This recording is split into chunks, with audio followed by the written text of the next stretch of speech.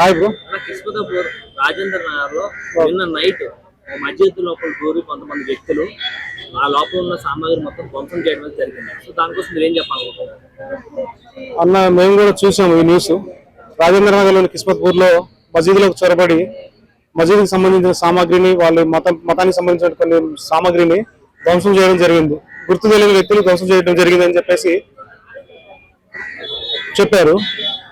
ఈ విషయంలో ఏంటంటే, ఎవరైనా సరే ఒక మతానికి సంబంధించిన వస్తువులు కానీ, ఒక మతాన్ని కించపరిచేలా మాట్లాడడం కానివ్వండి, ఒక మతానికి సంబంధించిన అది మసీదు కావచ్చు, చర్చి కావచ్చు, గుడి కావచ్చు, ఏదైనా సరే మన మతాన్ని మనం పూజించాలి, పరమతాన్ని గౌరవించాలనే సాంప్రదాయాన్ని మనం బయట తీసుకొని రావాలి.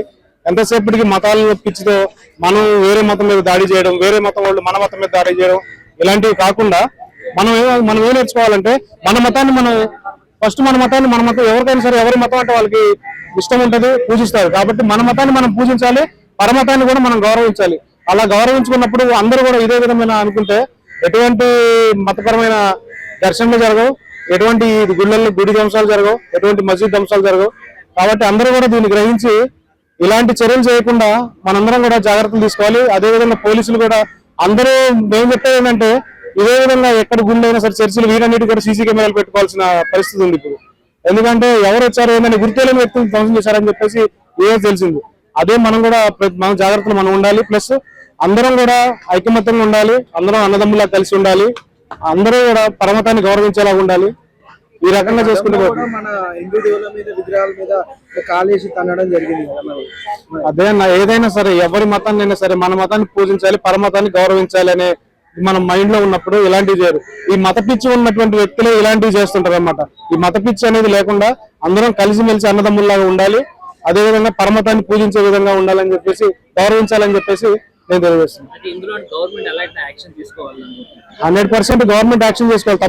తప్పు చేసిన ఏ వ్యక్తి మీద అయినా సరే గవర్నమెంట్ తప్పకుండా యాక్షన్ తీసుకోవాలి. ఏ రకమైన చట్టంలో ఏ రకమైనటువంటి చర్యలు ఉన్నాయో, ఏ రకమైన రాజ్యాంగం ఇచ్చినటువంటి హక్కుల్ని మనం కాపాడుకోవాలి. రాజ్యాంగంలో ఏ విధంగా చట్టంలో రాసినటువంటి ఎటువంటి శిక్ష రాసిందో అటువంటి శిక్షలు వాళ్ళకి 100% జరగాలి. ఎవరికి ఏ మతానికి జరిగినా సరే పోలీసులు స్పందించాలి, చట్టాలు రావాలి, న్యాయం జరగాలి. తెలంగాణలో మెయిన్ హైదరాబాద్ దాదాపు 70 టెంపుల్ పైన దాడి జరగడం జరిగింది. అయితే దానిపైన గవర్నమెంట్ ఏ విషయంలో స్పందన అయితే లేదు. అలాంటప్పుడు ఎలాంటి విషయాల్లో గవర్నమెంట్ స్పందిస్తే రెండు మతాలకి విభేదాలు వచ్చే అవకాశం ఉంది? విభేదాలు రావు బ్రదర్. తప్పు చేసింది ఒక మతం కాదు, తప్పు చేసింది ఒక వ్యక్తులు చేసిన తప్పుని మతానికి సంబంధం లేదు. తప్పు చేసిన వ్యక్తి ఎవరైతే ఉన్నారో వాళ్ళకి ఆ న్యాయం, వాళ్ళకి శిక్ష పడేలా చేసినప్పుడు 100% వాళ్ళకి ఇబ్బంది ఉంటుంది. దీనివల్ల పార్టీకి నష్టం జరుగుతుందని అనుకోవడం అనేది తప్పు. పార్టీకి ఎటువంటి నష్టం ఉండదు.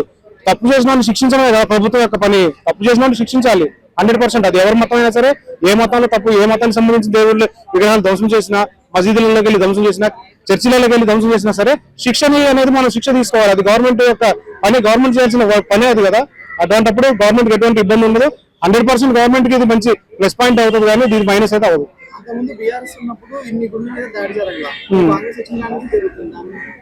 కాంగ్రెస్ వచ్చిన తర్వాత జరుగుతుందంటే, కాంగ్రెస్ ఇవన్నీ చేస్తుందని అయితే మేము అనుకోవట్లేదు. కాకపోతే ఇది మత పిచ్చి అనేది ఎక్కువైందని తెలుస్తుంది. బీఆర్ఎస్ గవర్నమెంట్ నుంచి ఇప్పుడు వచ్చేసరికి ఈ మతపరమైన పిచ్చులు ఎక్కువైతున్నాయి. మనుషులకి ఈ ఒకళ్ళ మతం మా మతం అనే పిచ్చిలో కొట్టుకుంటారు కాబట్టి ఇప్పుడు జరుగుతున్నాయి. కాబట్టి అందరూ కూడా ఏం ఆలోచించాలంటే, మన మతాన్ని మనం పూజించుకోవాలి, పరమతాన్ని గౌరవించాలనే సూక్తిని తెలుసుకున్నప్పుడు ఎటువంటి ఇబ్బంది ఉండదు. అందరూ కలిసిమెలిసి హ్యాపీగా ఉండాలని మేము కోరుకుంటున్నాం.